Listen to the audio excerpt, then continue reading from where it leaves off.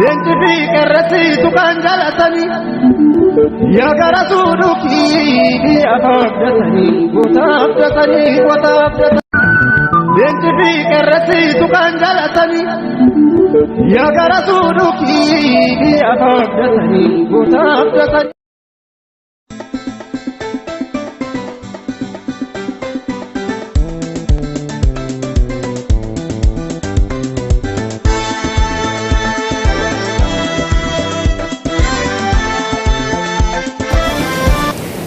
Galatuma jirtu yeroo tokko mee sagalee irraa fatamte kan nurraa fuudhamee gama ce'amee itti fayyadamaa jiru isiniin jennaa deebinaa deebisaa jirtu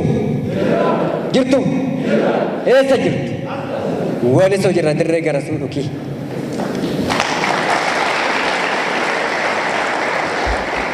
jarri nurraa fudhatanii alleen way waliin jechaa jiru nuyi asii jirtaa hoo jenne jirra jechuurra dadhabaa jirra kuni sirrii miti kanaaf harkaan marguttaan walitti rukutaa fi sirriitti rukutaa warra isin mariisaa oolan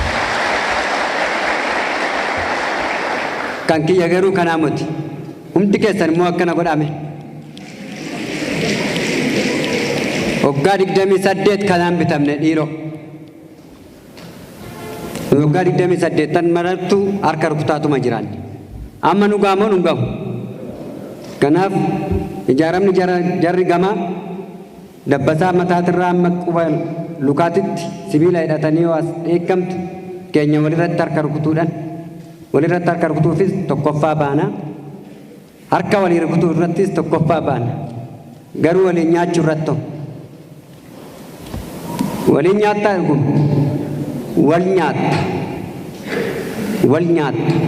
wal nyaachuu dhaabuu qabna moo hin qabne ani waan biraatti seenuudhaan dura ani sanyii dashuu loosee guujii heetoo daraaroo bocooroon jedhama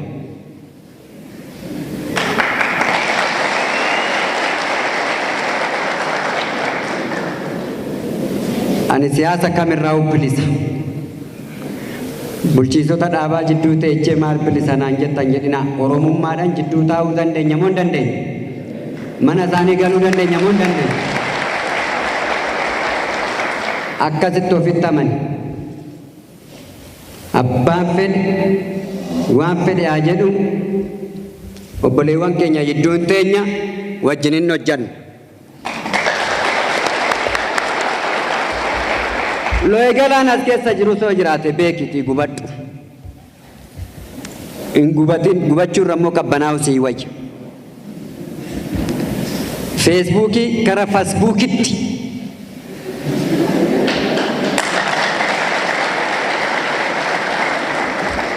in jijjiirina feesbuukii kara hojiitti jijjiirradha waldaa dargaggoota caffee hojii gamtaa walii galaa jedhama waldaan kiyya sanyiin dhuunfadhani mati hidha laga abbayyaa soo bitu sanyiin dhuunfanis mati waldaa kanaaf wanno marii dargaggeessaa kanaaf qabna waltajjii qabna oduu argamte jennaan waltajjii dargaggootaa taanan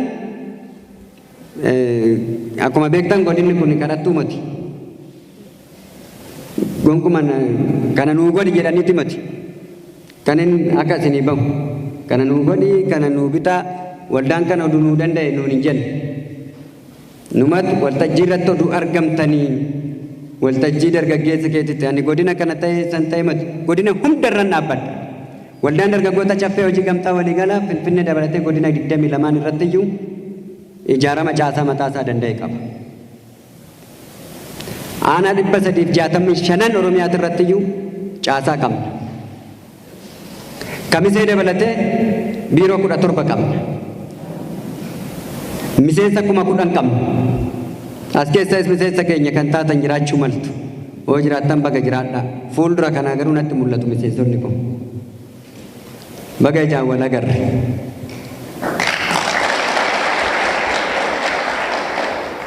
waldaan dargaggoota caffee hojii gamtaa maal wal jiddu gala godhataadha kaayyoon isaa maalin mul'anni maalin kaayyoon maalin galmi maalin bu'aa wareegama qeerroof qarree waggaa afran darbe jechaan erga jijjiiramni dhufee duraan ta'in booda hin ta'in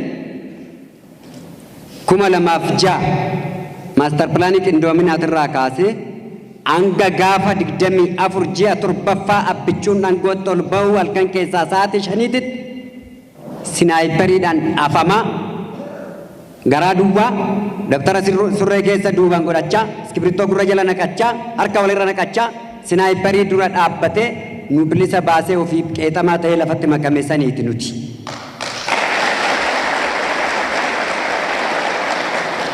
Bu'aa yookaan hambaa du'aatiin ani qofti yoo ta'an hundi keessanuu namoonni mana kana jiru hunduyyuu.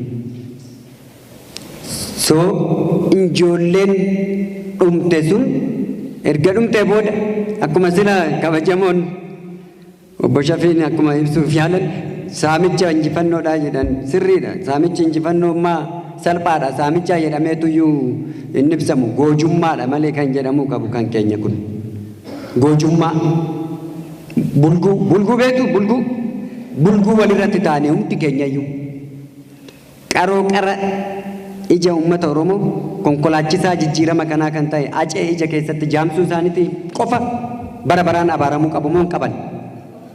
Kanaaf of dagachuun qabdu.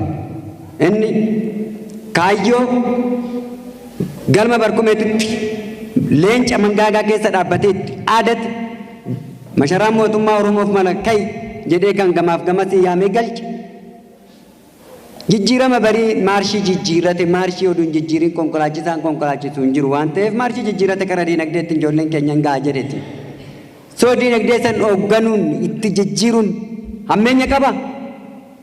Sun ta'e nuyi bakka bu'uu qabna moo hin qabnu? Qabna moo hin qabnu? Mootummaa irraa qofa wanni eegamu humtuu hin jiru.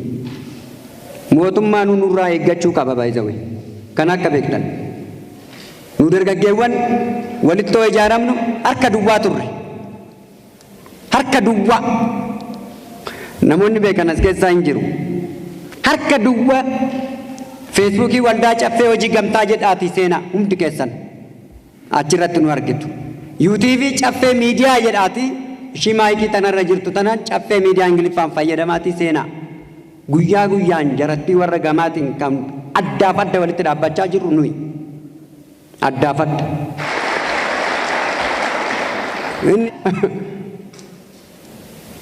Kubbaa isaan karaa oomishanii nutti gadi darbatan ammaan booda uummanni Oromootis badhaadhinni Oromootis hin keessummeessuuf gahuu qaba. Kubbaa isaanii achuma oddoo isaaniitti haa taphatan. Dirreetti taphatan uyyuu hin qaban ammaan booda. Kanaaf carraa dhoowwachuu qabnaan. Namni waan qabuun galateeffanne waan jabaa argachuu hin danda'u. Badhaadhinni amma jirutti amma hojjetetti asiis akka qasti arbatti nammeetitti oduuwwatti aramuu kana ga'uun isaa thank you God. Galateeffadhaa akka tokko badhaadhinaaf jiru. San kan darbe waa'ee badhaadhina galateeffachuudha waa'ee shanee qeequudha. Shanee ijaarama caasaa yaadig waggaa 27 guutuu. Amma immoo jijjiiramee shanee jedhamee adda bilisummaa karatti jijjiiramuun isaa amma abjuudha natti. Abjuudha. Shanee jedhamu hin beeku adda bilisummaa nan beeka. Ijoolleen adda bilisummaa irra turan hundi keenya iyyuu waan hin dhabnes anaarsaatti kaffalles waggaa 12 kan hidhamee baay'ees as keessa jira amiree rukutaa fi baay'isawee. Waggaa 12 badii malee raagaa malee hidhamee kan baay'ees hin jira. Waggaa 6 ol hidhamee ani mataa kiyyaan. Dhala godhachuun mana yaalatiin kan godhadhee jiru waan nama. Ilmoonaa jedhanii jira galateeffadhaanaaf. Ilmoona. Eenyumoona diinni marsaa lammaffaa waan jiruuf ammas waan bilisa hin baaneef ilmoona mucaa kiyyaanis guddatteetu. So cinqama nun barbaachisu. Bulguu ariinee waraabichi oddoo keessaa nu nyaachuu hin qabu. Ijoolleen keenya ambosona jiru afaan keenya dubbata taanaan dhuguma dhiignis lapheenis Oromoo taanaan afaan qofatu Oromoo taanaan isa surmaayyuu araara godhan. Isa dhiignis lapheenis afaanis Oromoo ta'e san hin deeffanna. hundeeffan deebisuus qabu dachaa'uus qabu isa ergama fudhatee too diqaalaa Oromoodhaa ta'e garuu akka qeessa harkaatti ofirraa qoruu qabna. Keettoon hin barbaachisu rakkoon jiraannaan taa'ee walitti haasa'uu qaba. Saniin alatti waldaan dargaggoota caffee hojii gamtaa waliigalaa waggaa lammaffaadha. Guyyaa gaafa 29 ji'a 6 2012 kan hundeeffame akkaataan hundeeffama isaa Oromiyaa fi Finfinnee irraa walitti dhufe. Sadarkaa federaalaatti kan ijaarame. Ji'a 7ffaa keessatti ambaasaadara kooperaatiivii ta'e. Kun ambaasaadara nata. Surreedhaan hin beekan. Suufii wajjinii moti kanan bite kan hojjadhee tanaan ijaarama irratti arganne. Kanaaf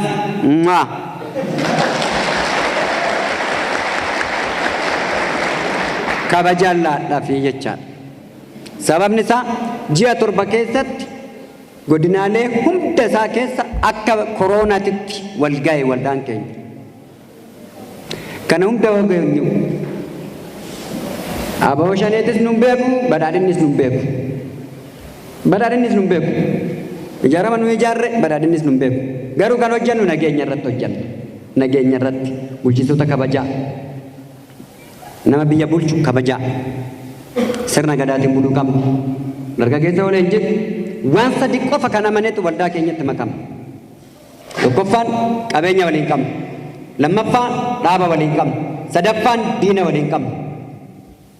Qabeenya waliin qabnu haadha manaa waliin qabna. Buukii baankii waliin qabna. Hin qabnu. Lafa ollaa keetitti batattee takka wal jalaatti bar qottoo fudhattee morma walirraa gatuudha walitti fiigda. Akkamitti qabeenya waliin qabnu jiraata. Uummanni miileen 65 olii.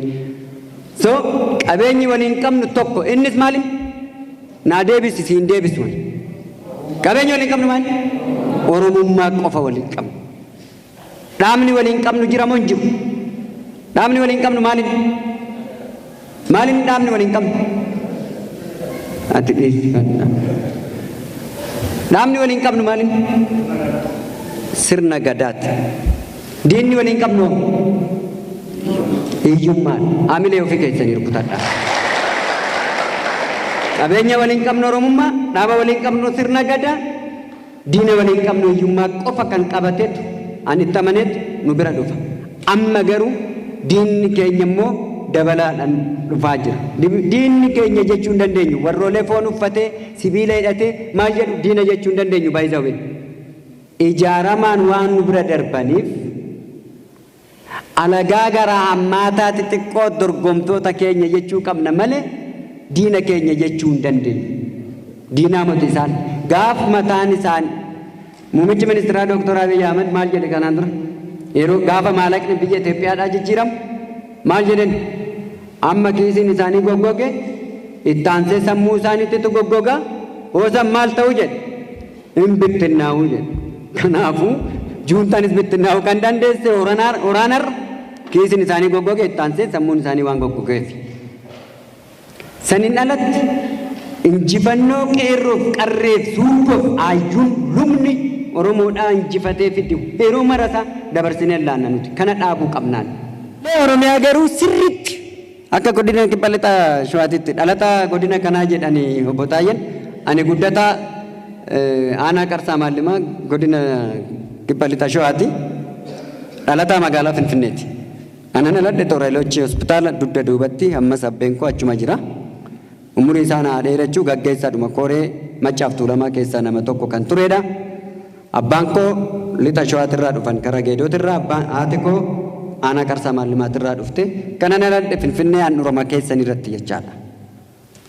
Oromiffaa akkamitti akkatti baratte eenyummaan kisi wajjin biqile taanaan afaan kee namarraa baratte hin taane taanaan yoomiyyuu Oromiffaa si keessaa baduun hin danda'u. Addis Ababeen jedhamu ana kaa'aa. Ana Addis Ababeen. Addis Ababeen ana. Sunis ka'ee pirezidaantii jedha, sunis ka'ee kantiibaa jedha. Ani pirezidaantii waldaa dargaggoota caffee hojii gamtaa waliigalaati. Kaayyoon keenya ganamaa Finfinnee booji'uudha. Finfinnee booji'uudhaaf parsantii 75 irra jeenyee jirra, boojinee jirra. parsantii 25 immoo jarri nu gargaaru. Qabeessaan ijaaramne baajii keenya qabannee bakka feene deemine taanan hojjenne taanan Protokoolii keenya eegne taanan jilli na wajjin dhufe jira. Protokoolii bututtuu qofa nurratti ilaalina kan ittiin deemnus protokoolii qaba. VIP dha keenyas makinan. VIP. Miidiyaa mataa keenya qabna.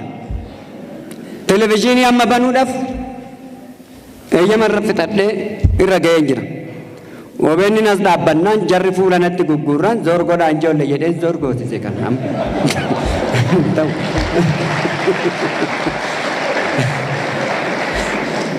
Kanaafu qalaa'insa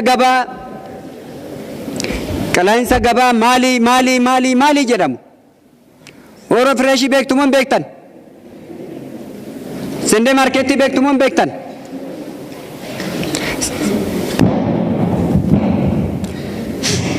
Sendee Maarkeettiin qidaameef sanbata Finfinneetti daldalamu hin beektumoo hin beektan?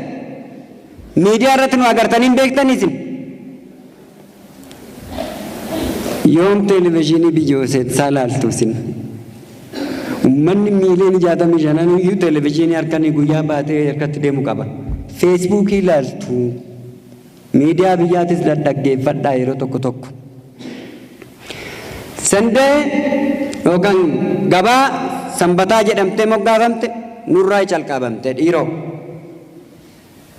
Maal fayyadamne Finfinnee irraan jedhin fayyadamnee jirra. Kan beekne han dammaqne dafnee ganama kan dammaqne fayyadamne. Ati hoo hin dammaqne kaa. Facebook irratti waa barreessine jammartanii mooduu keessan jettanii nutti as barreessitu eessanis hin dammaqsina. Muka baallaa ijaan hin mul'anne ofirraa dhiibdu akkamittis hin dammaqsina. Dammaquu qabdu. Wanni kanatti isinitti dubbadhuuf obboleewwan kiyya waan taataniif miseensota kiyya mooduu taatanii akkanitti isinitti dubbadhu nan beeka. Miseensonni koo marti akka maalii kootitti allaala. Akka maalii kootitti na laallatu akka abbaa isaaniitti na laalu akka ijoollee kiyyatti allaalan mul'us godheen itti arrabseetti jemi. Waan diinagdee Oromiyaa keessatti dargaggeessi gaafatu. Waan hojjedhee nyaadhadha waan hundaa oduu harkaa qabdu dhadhaa oduu harkaa qabdu zayitii barbaada deemta waan ta'eef akkamitti nyaanna maalidhaan nyaannaan jedhu irratti waliin itti dhufna. Ammaaf qalaa'insa gabaati irratti jiru irratti yoo isaanis nu gargaaran nu kara diinagdeetti. Waggaa tokko keessatti waggaa lama fageenyatti kara qabeenya kaapitaalaa dhaabbataa miiliyoona 300tti gallee jirra. Miiliyoona 300. Miiliyoona 300. Konkolaataa 4 qabna. Sheera holdarii hunda irratti iyyuu galla. Deeggarsa mootummaan kara kanneen iyyuu misoomaaf nu gaafatu deebiin laannaaf qilleensa irratti laanna. Misoomaaf nu gaafata taanaan mootummaan qilleensa irratti deebii laannaaf. As bubbutii hin qabnu nu biratti. Siyaasaan na gargaaraa qofa hoo jedhanii nageenya. Ofaa danda'u adoolojii dhaqa. Ani hin danda'u adoolojii waan siyaasa hin dandeenye fan anan san jedhu malee jibbiinsa qabaannetti miti badhaadhinni ni keenyuma. Garuu siyaasa hin beeknu nuti hojiidha bakka amma booda hojiidha bakka hojii hojjedha daabboo cabsi nyaadhu dhugi osoo rukutuu dadhabdu rukutamurree hin dhadhaabbattaa jechaadha harka duwwaa hin dandeechu.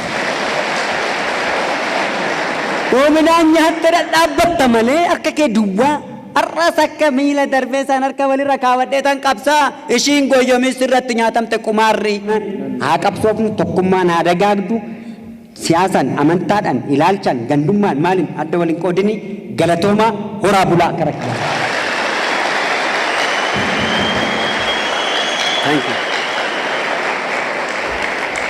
Tokkicha irra deebi'aatiin galateeffadha.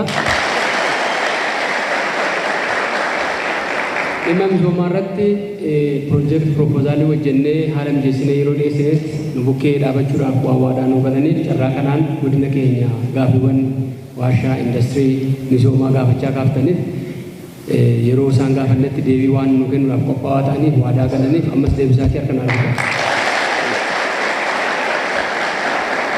Waltajjiidhaa asumarratti goolabnaa naamusa isin qabdaniif dhugaa dubbachuudhaaf sa'aatii ganamarraa eegalee hagammaatitti namni hunduu tasgabbii fi naamusa qabu waan nu wajjin turtaniif ulfaadhaa jechaa akkuma aadaa keenyaa dura keessummoota gaggeessineet boodarra nuti baanaa obbo Sanyii fa'aa ulfaadhaa nu wajjin turtu nagaan gala.